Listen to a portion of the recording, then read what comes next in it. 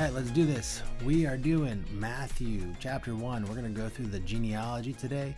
It's going to be brutal. No, I'm just kidding. It's going to actually be insightful. I know a lot of times we can get to these genealogies and it can just feel real natural, and I do it myself sometimes to just like skip right over them. I don't got time to read about Shealtiel and Jeconiah and Josiah and Uzziah and Azariah and Ilariah and whoever else. I don't got time for that sometimes, right? But there's really some good things here in Matthew's genealogy that he uses. There's so much, actually. There's just actually way too much to go over. So much here in such a skippable section, and we're just going to try and get right into it. First off, genealogies in Jewish thought a lot of times really didn't have a lot to do with women. It wasn't considered necessary to trace the woman in the line of either a king or a priest, because it's what you call patrilineal, which means that the Messiah was expected to be the son of David as a ruler and even as a priest. So it would go father to son to son to son to son to son to son. No need to really to mention mothers overtly. And you see in Luke, who has even a longer genealogy than Matthew uses, he doesn't mention women at all. But Matthew is going to intentionally mention women, and it's going to be interesting because he is not going to mention the woman that people would expect him to. He's not going to mention, some of the women of faith from the Old Testament, like some of the big, say like if Abraham, Isaac, and Jacob are the three, forefathers of the Hebrews. What about their wives, right? Why wouldn't you mention their wives as you're going to mention women in this genealogy? Why not Sarah, right? Why not Rebecca? Why not Rachel or Leah? They are the big, they're considered the matriarchs of the Jews. Why are you not mentioning them, Matthew? Why is the first woman that you mention here in this genealogy, Matthew, why is it Tamar? Now, Tamar is interesting. The story of her is going to raise some eyebrows. See, Judah had 3 sons, and his first son was married to Tamar. His first son died without having children.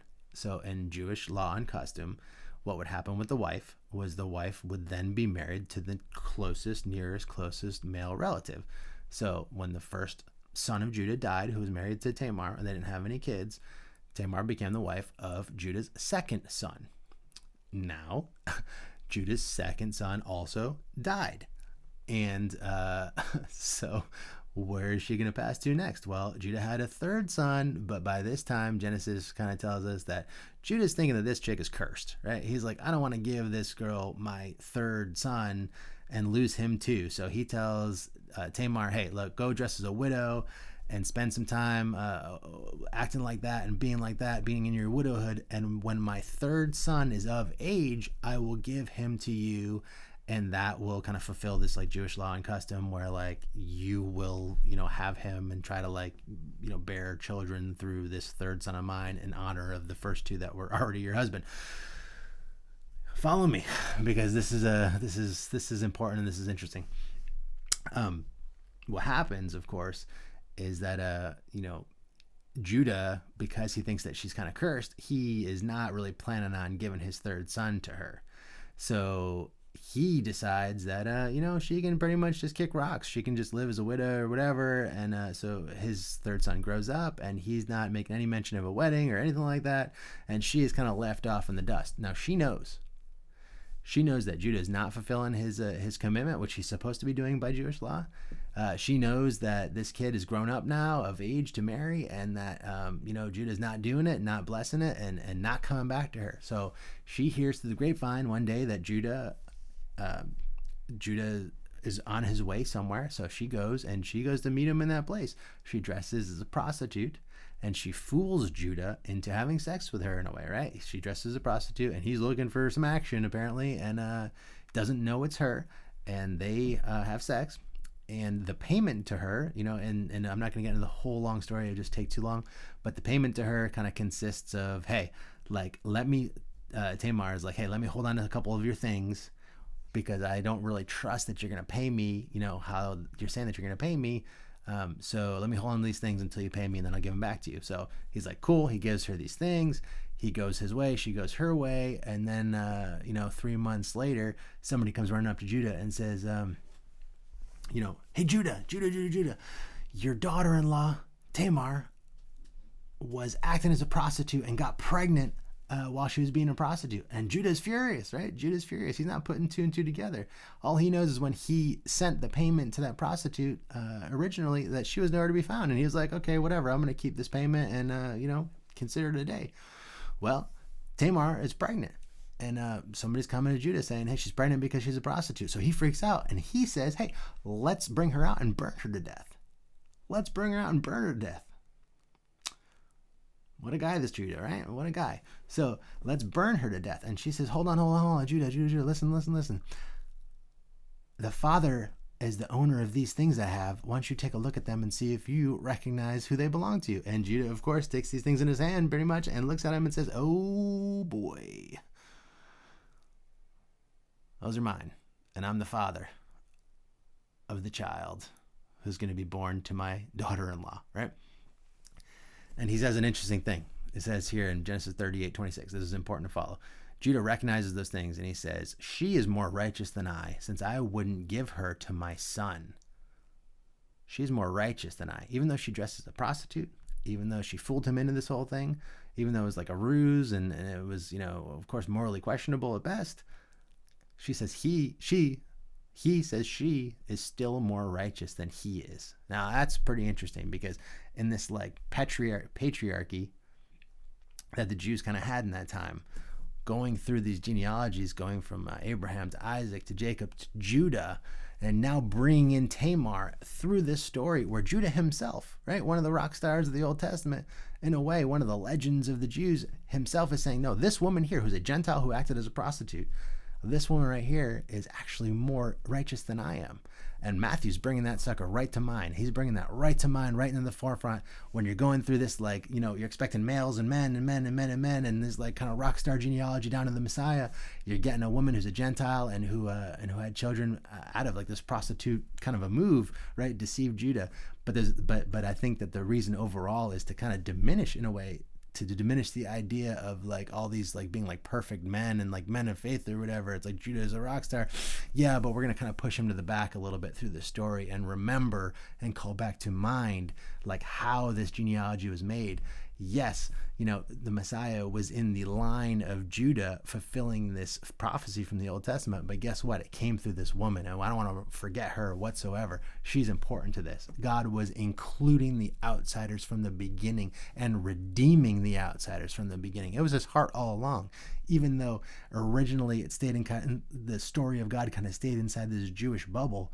God's intention was never for it to stay there.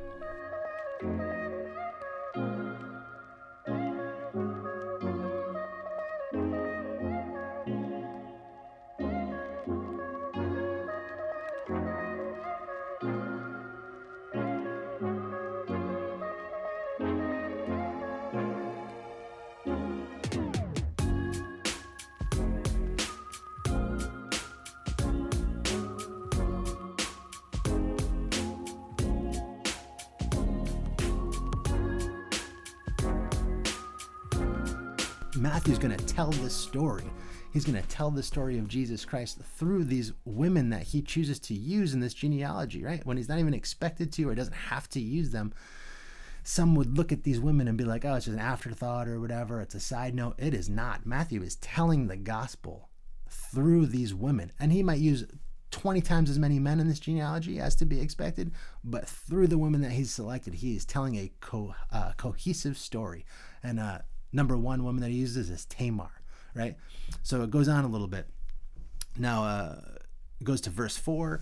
There's a guy, starts mentioning a guy named Nahshon, right? Nahshon is cool, and this is a side note in itself that he's in the book of Numbers. You'll find him in the book of Numbers mentioned. He is a contemporary of Moses during the time of the Exodus, which means he was there during like the Red Sea. He was there in the desert and stuff.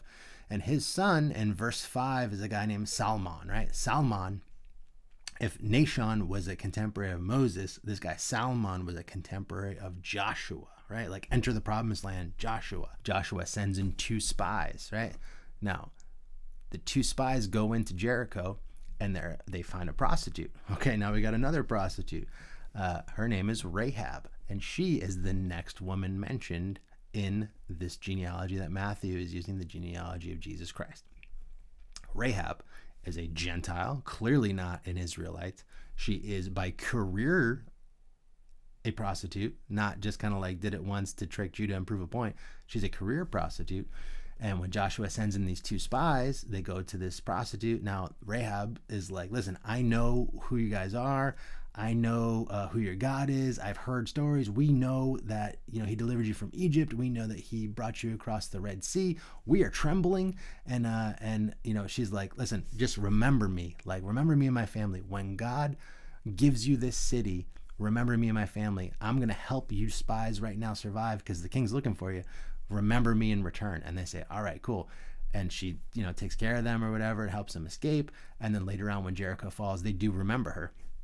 This guy Salmon, who was there at that time, ends up marrying Rahab. Now, a lot of, people kind of, it's not in the text, but a lot of people kind of think and suspect that this guy Salmon was one of the two spies that Joshua sent in actually to Jericho that actually met with Rahab that night and then ended up later on marrying her. Either way, however it happened, this guy Salmon from Israel marries this Gentile prostitute and brings her into the genealogy of Jesus Christ. Although she once lived as a prostitute, her legacy is as a woman of faith. We see that in Hebrews chapter 11. She's listed in the Hall of Faith from the book of Hebrews. She's mentioned in the book of James. And she's mentioned, actually, I believe it's side by side with Abraham. And they're the only two mentioned in that verse.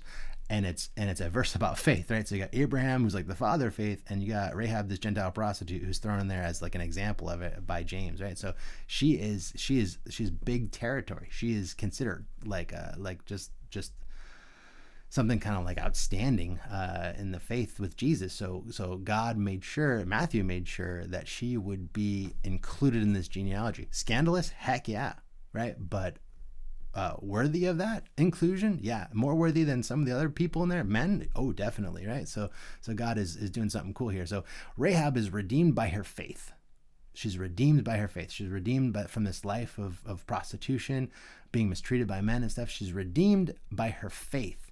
And then she goes on to have a son who ends up being, if you know your story of Ruth, right, in the book of Ruth, her son is Boaz. And Boaz ends up being the redeemer of Ruth, right? They are mentioned, the two women here are mentioned back to back in this genealogy of Jesus, right? So it's Tamar is first, and then you got some generations, you got Rahab. Then immediately after, you got the mention of Ruth, right? And it's because there's something going on there. There's something going on there. It was like Rahab was a prostitute who knew about being mistreated by men, but she trained her son how to treat a woman right. And he became what was called the kinsman redeemer for Ruth. Rahab was redeemed, and then her son in turn redeemed the next woman in this genealogy, Ruth. So now we've had three women, none of which are Jews, one of which was a prostitute by trade, one of which was a prostitute by trickery, and the third one, was redeemed by the son of a prostitute. So we got a real killer story being told by Matthew here. And I want to mention again that these are not side notes, these women. They're not just like footnotes to this greater genealogy. One could say that Matthew is putting an intense focus on these women by choosing so few and such kind of like unlikely ones. I think that God is telling a very clear story, perhaps a clearer story through the very few women that are chosen in this lineage here than through all those bunch of men that are mentioned. And I think that it's intentional. Ruth goes on to become the great-grandmother of King David himself, right? So we really see some power coming through these lineages and just using the least likely, which is what God loves to do.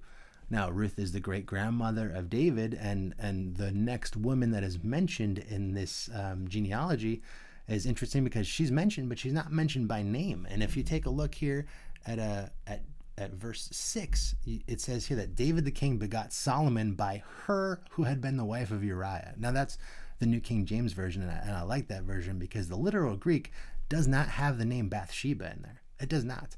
Now, a lot of English versions kind of like infer it and bring it in, and you might see that in yours, Bathsheba mentioned by name, but in the Greek, she is not mentioned by name. And I think that's on purpose, right? David the king begot Solomon by her who had been the wife of Uriah. Now, King David is like this hero. He's up on a pedestal, of course. Like God loved David, and is special, right? The Messiah is known to be the son of David. Jesus is called that many times throughout the Gospels. But the interesting thing here is that I think that it's not done to shade Bathsheba. Like, not mentioning her by name is not done to shade Bathsheba. It's more done to call attention to the fact that David, even though he is like the foundation of this genealogy, we see him all the way back up in verse 1. Remember, it's Abraham and David are the two that are mentioned by name. David is King David. He's this hero. He's awesome, whatever. He sinned greatly, and this genealogy is kind of bringing that back to mind, right? David had a son, Solomon, with somebody who had been the wife of some other guy, right? Had been the wife of some other guy. So David had used and abused his authority and abused Bathsheba, because how do you say no to the king when he comes to you like that, right? Like, I don't know what she was thinking, but in general, in power structure, if you have a man who is a boss, he's super powerful, and he's coming to a woman that has no power whatsoever, it's like really, it's an abuse. It's an abuse. So David not only abused Bathsheba, but then had Uriah, her husband, killed, right? God forgave him. God still used him. It was a tremendous scandal and tragedy, and Matthew here is bringing back into focus. It's kind of like not pulling David like out of the genealogy or anything. Of course, he couldn't do that, but really trying to make sure here by this like fourth woman who's not mentioned by name, but she's mentioned by presence. God and Matthew are really drawing attention to like what went down, and making sure that the reader takes note that Jesus comes from this kind of family. There's the four women that are mentioned here, right? Tamar played the prostitute, deceived Judah. Rahab was a career prostitute. Ruth was not an Israelite, right? She was not Hebrew. And then Bathsheba, who King David, kind of abused and had a adulterous relationship with. Those are the four women, right? Four unlikely women, four women that you would not expect to see, right? You would almost expect to see the four matriarchs. You got Sarah, Rebecca, Rachel, and Leah, but instead you got Tamar, you got Rahab, you got Ruth, and you got Bathsheba.